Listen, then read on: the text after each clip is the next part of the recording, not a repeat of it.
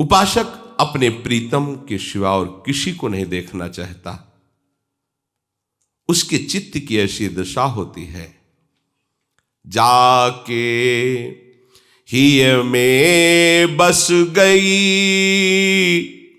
मोहन की मुस्कान, नारायण ताके ये और न लागत ज्ञान।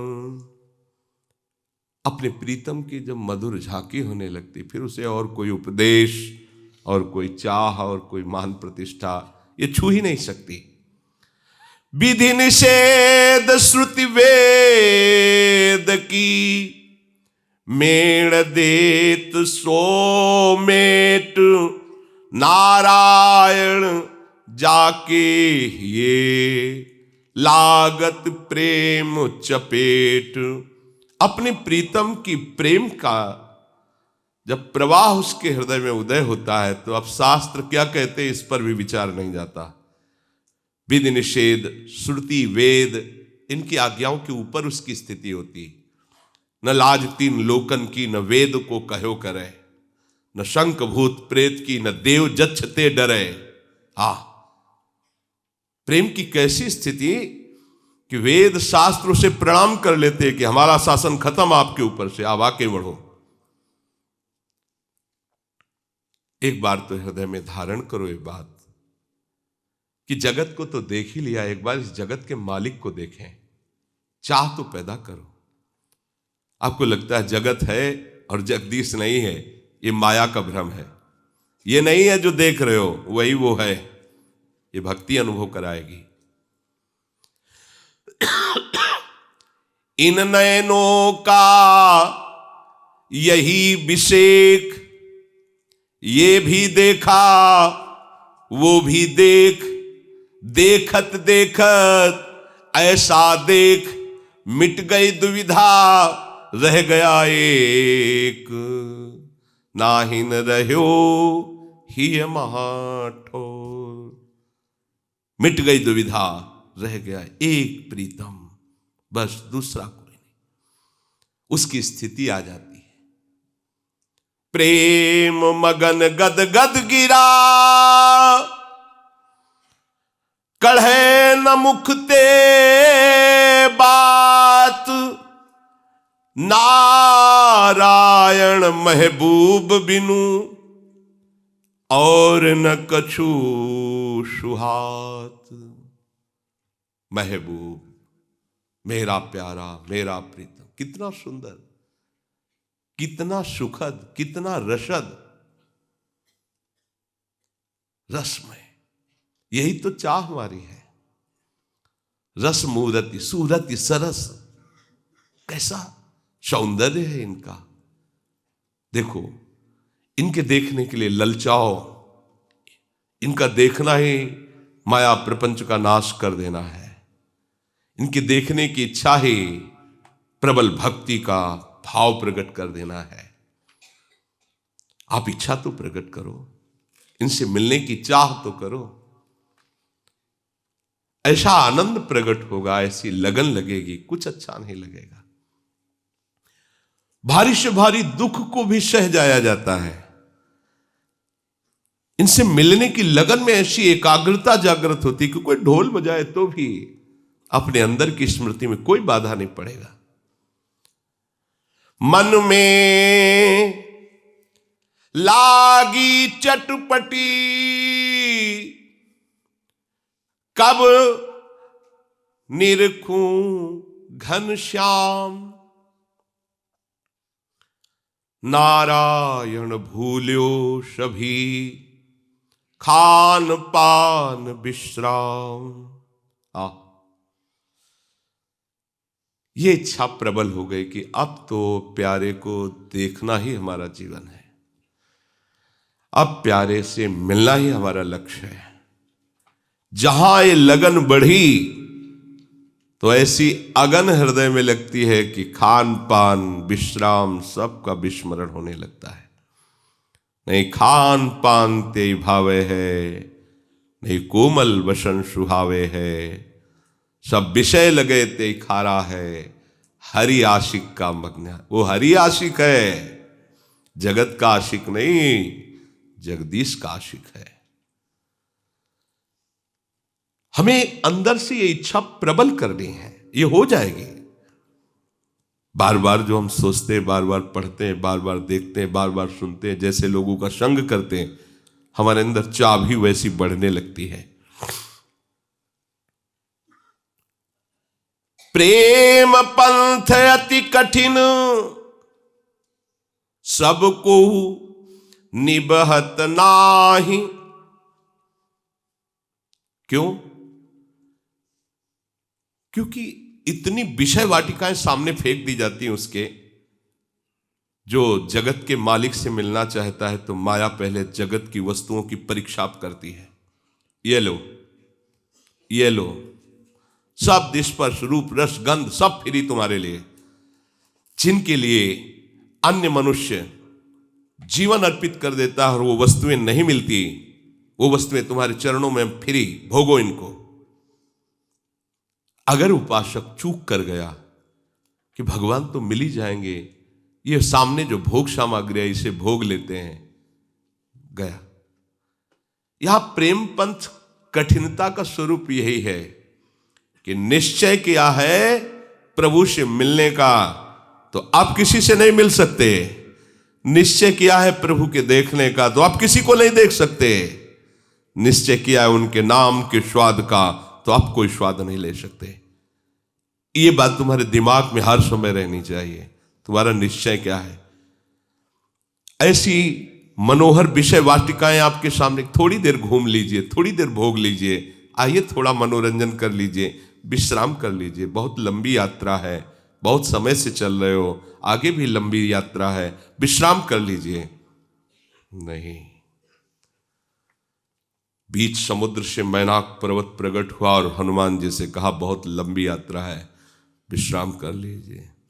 उनका राम काज कीन्हे बिनु मोहि कहाँ विश्राम। नहीं, मेरा विश्राम तो भगवत कार्य, भगवत सेवा का पूर्णता निर्वाह करना है। विश्राम मेरे जीवन में नहीं। सेवक सुख चाह, मान भिखारी, व्यसनी धन, सुभगति व्यभिचारी। ऐसा असंभव। व्यभिचार दोष से युक्त कभी शुभ गति को प्राप्त नहीं होता। जुआ खेलने वाला, शराब पीने वाला, व्यभिचार करने वाला कभी धनी नहीं हो सकता। अभी दिखाई देता है, एक दिन उसकी दुर्दशा हो जाएगी। जो सेवा भाव में है, अगर वह सुख चाहता है तो सेवा नहीं है, वह सुख वासना से अपने मालिक का केवल शोषण कर रहा है। सेवक वही है जो दुख सह करके अपने स्वामी को सुख पहुंचाना चाहता है। जब लगी जापे जी, तब लगी पिय भेटत नहीं, तब ही पावे पिय भेंट धरे जो जी की। आहा, अभी तुम्हारा हृदय है तो हृदयेश्वर को तुम नहीं पा सकते हो। जब हृदय की ही भेंट चढ़ा दो तो तुम्हारा हृदय ही निकुंज बन जाएगा और दोनों युगल सरकार खेलने लगेंगे। नारायण या गौर श्याम को हृदय निकुंज बसइए। जब लग जापे जी, तब लग पी भेटत नहीं।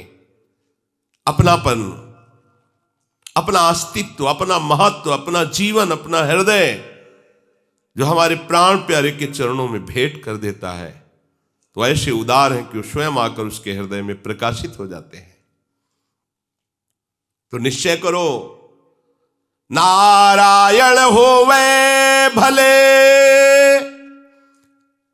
अब जो कछु हो अनहार, हरिसो प्रीति लगाई के अब का सोच विचार।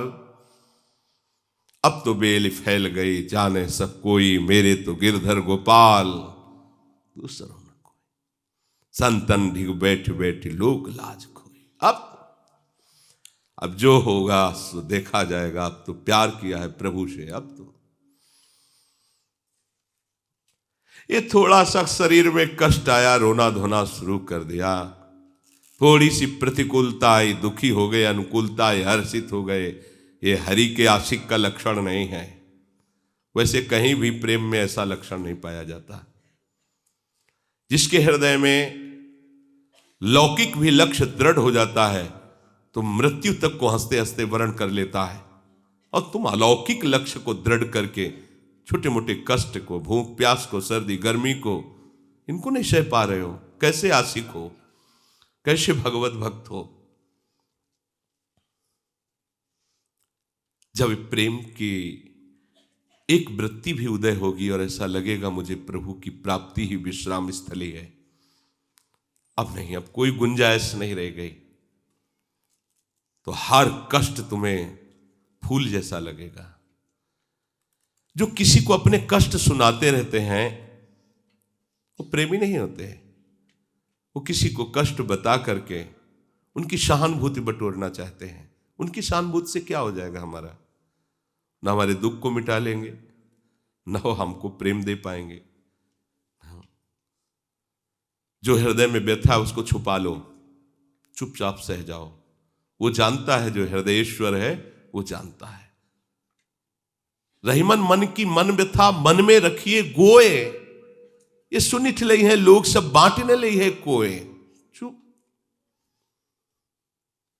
हमें कोई भी कष्ट विचलित न कर पावे, क्योंकि हम प्यार मार्ग में चलते हैं।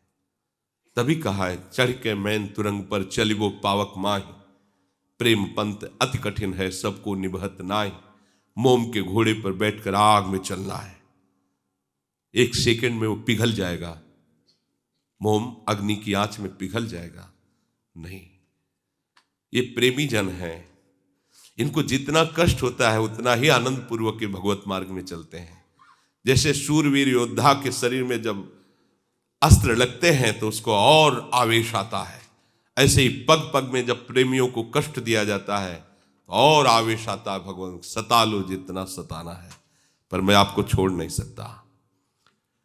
किसी से कुछ नहीं बोला, किसी से कोई सलाह नहीं, किसी से कोई सहायता नहीं, बस अपने प्रीतम की याद लेकर निकल पड़ता है। अब जो होना सो हो। नारायण हो वे भले, जो कछु हो वनहार, हरि सो प्रीति लगाए के अब का सोच विचार। हाथ उठाए कहत हो, कहा बजाऊं ढोल, श्वासा खाली जात है तीन लोक का मोल। हाथ उठाकर कहता हूं, क्या तुम्हें ढोल बजा के बताऊं कि तुम्हारी श्वासा इतनी कीमती है कि तीनों लोगों का वैभव भी एक श्वास नहीं बढ़ा सकता। ऐसे श्वास को तुम तुच्छ धन के लिए, वस्तुओं के लिए खर्चा करते हो, उसमें प्रभु का नाम क्यों नहीं चला रहे हो? बहुत बड़ा घाटा कर रहे हो। एक श्वास तुम्हारी इतनी कीमती है कि त्रिभुवन की संपत्ति दी जाए, कह दिया जाए एक श्वास और बढ़ा दो तो नहीं बढ़ने वाली। इतनी कीमती श्वास को तुम कहां खर्चा कर रहे हो? कहां खर्चा कर रहे हो? नाम छूटा, बहुत बड़ी हानि। अपने प्रीतम के नाम को प्रत्येक श्वास में चलाओ। ये परम धन है श्वास। जिसने नाम रूपी धन कमाया, धन्य है उसकी श्वास। कपट गांठ मन में नहीं, सब सो सरल स्वभाव। नारायणता भगत की लगी किनारे नाव। कपट रहित हृदय है, सरल भाव से सबसे पवित्र व्यवहार है। एक एक श्वास में नाम जप करता है, पार हो गया भव समुद्र से। उसे कोई डुबो नहीं सकता, कोई बाधा नहीं पहुंचा सकती। नारायण या मग को आवत है सो वीर, पग पग में बरछी लगे श्वास श्वास में तीर। प्रेम मार्ग में चलने वालों को धैर्यवान बनना है। इस मार्ग में हो सकता है कदम कदम पे शूल चुभोए जाएं, श्वास श्वास पे तुम्हें पीड़ा दी जाए, तुम हिलना नहीं, सावधान होकर चलना। आगे प्रीतम तुम्हारे स्वागत के लिए खड़े हैं, घबराना नहीं। अगर सुख को अपना साथी बना के चलोगे तो इस मार्ग में कभी नहीं चल पाओगे। अगर दुख को साथी बना के चले तो तुम्हें कोई रोक नहीं पाएगा। पहले से तुम अपने मित्र का चयन करो। दुख, हर दुख को सहूंगा पर प्रभु आपको नहीं छोड़ पाऊंगा। देखो ना, संसार के लिए बहुत जन्म दिए, अब एक जन्म प्रभु के लिए खेलेंगे। अब ये होली प्रभु के साथ खेलेंगे। चाहे जितना हमें कष्ट दिया जाए, हमारे कदम नहीं रुकेंगे। देखो, ऐसा निश्चय करना होगा, नहीं लड़खड़ा जाओगे। कदम कदम चलना मुश्किल है, कदम कदम चलना मुश्किल है। ऐसे उसको कष्टों से फांस दिया गया। अब बोलो, अब बोलो राधा राधा। तो आगे खड़ी मुस्कुरा रही है, क्योंकि वो कष्ट सत्य नहीं है, वो भ्रम है। जब सच्चा उपासक शूल को देख करके पैर आगे बढ़ाता है तो शूल फूल बन जाता है, नहीं तो डर के भाग जाएगा। वो शूल नहीं है, वो दुख नहीं है, वो विपत्ति नहीं है, वो केवल तुम्हारी परीक्षा है। आगे कदम बढ़ाना, पीछे हटाना मत। भारी विपत्ति, भारी दुख, भारी प्रतिकूलता, कोई साथी नहीं, कोई सहयोगी नहीं। जिनका सहारा लिया वो भी छोड़ सकते हैं। ऐसा लगेगा तुम्हें कि भगवान भी साथ नहीं दे रहे, पर कदम नहीं पीछे, मत दो साथ। गुरु प्रदत्त नाम है हमारे पास, मंत्र है, जाओ। तो हम वास्तविक तुम्हारे योग्य नहीं हैं, पर हम आपको नहीं छोड़ने वाले। बहुत जिद्दी स्वभाव चाहिए। महापुरुषों ने कहा, गले पड़ जाओ इनके गले। ये माया बख्शती नहीं है, माया में सवतिया डाह है। जब कोई प्रभु को अपना प्रीतम मानता है तो कहती, मेरी परीक्षा में खरे उतरो, मैं अपनी पूरी की पूरी ताकत लगाऊंगी। तुम्हें अपनी पूरी ताकत लगा के प्रीतम का वरण करना है। अगर तुम वरण कर गए तो मैं तुम्हारी दासी, और वरण नहीं किए तो तुम्हें हमारी दासता स्वीकार करनी होगी। प्रीतम की तो झांकी मिलेगी ही नहीं। तो जहां भगवत मार्ग में चले तो फेंक दिया उसके पासे हैं कंचन, कामिनी, कीर्ति, फेंक दिया फांसे। ये सब फ्री तुम्हारे लिए, क्योंकि वो मायापति को अपना प्रीतम मानने चला है। अगर पहले से गुरु कृपा पात्र और कसा नहीं गया है तो जहां ये सुख सुविधाएं उसको घेरती है तो लगता है बड़ा मौज है, बड़ी कृपा है। और जहां वो फिसला, गेट बंद कर दे, तू मेरे प्रीतम के गले लगने का अधिकारी नहीं। माया बहुत प्यार करती प्रभु को, मायापति है वो। अपने पति को कोई ऐसे सहज में दे देगा तो ऐसे सहज में नहीं जाने देती। चाहे भक्त हो, चाहे ज्ञानी हो, चाहे योगी हो, कोई भी हो। मेरे प्रीतम के गले लगना है तो पहले मेरी जितनी सुविधाएं हैं इनसे तुम्हें अपना राग हटाना होगा, इन्हें ठुकराना होगा, तब तुम हमारे प्रीतम से गले मिल सकते हो। और जब कोई सच्चा प्रीतम का उपासक होता है तो माया मां की तरह दुलार करते हुए स्वयं पहुंचा देती है। वो मां की तरह दुलार करके प्रभु के पास पहुंचा देती है। माया और कोई नहीं, प्रभु की इच्छा शक्ति है, प्रभु की दासता से युक्त है वो। कोई प्रभु पर शासन थोड़ी करती है। प्रभु से विमुखता होने पर माया अपना प्रभाव दिखाती है। नारायण या मग को आवत है सो वीर। बहुत हृदय मजबूत चाहिए। भक्त न ऐसो चाहिए मन धीरज छुट जाए। जहां थोड़ा सा सुख आए फूल गया, दुख आया तो दुख पाए बिल लाए, ऐसा नहीं होना चाहिए। नाम चल रहा है, मंत्र चल रहा है, भारी से भारी दुख में हमारी वृत्ति विक्षेप को प्राप्त नहीं हो रही, भारी से भारी अनुकूलता में विक्षेप नहीं, लक्ष्य में प्रिया प्रीतम प्रभु। देखो अपने लोग कहां हैं। आपको ये धैर्य धारण करना पड़ेगा, क्योंकि इस मार्ग में चलने पर है, पग पग पर कष्ट है। बड़े बड़े महापुरुषों के जीवन चरित्र को पढ़ के देख लो। अब तू अपने हृदय में हृदयेश्वर का साक्षात्कार करना चाहता है तो कोई प्रश्न करने की जरूरत नहीं है, बस निरंतर चिंतन करने की जरूरत है। क्योंकि समस्त ज्ञान, वैराग्य, भक्ति, ऐश्वर्य हमारे प्रभु के चरणों में लुटता रहता है। आप उनका चिंतन करेंगे, कोई भी ज्ञान ऐसा नहीं जो आपको अनुभव में ना जाए, कोई भी भक्ति की ऐसी स्थिति नहीं जो आपके हृदय में ना जाए, कोई भी योग का ऐसा वैभव नहीं जो आपके हृदय में ना जाए। इसलिए सब छोड़ो, केवल भजन पर लगो, सब आप प्राप्त। अब एक प्रश्न किए कि महाराज जी कह रहे थे कि राधा नाम से धन आ जाता है, 2 महीने से राधा नाम जप रहे हैं, अभी धन तो आया नहीं। ऐसा प्रश्न, कितने जन्म से तुम अपराध कर रहे हो, कितने जन्मों से तुम्हारी वृत्ति गंदी रही है कि अभी तक तुम प्रभु को अपना नहीं माने हो, धन को अपना माने हो। खुद तुम्हारा प्रमाण दे रहा है हृदय।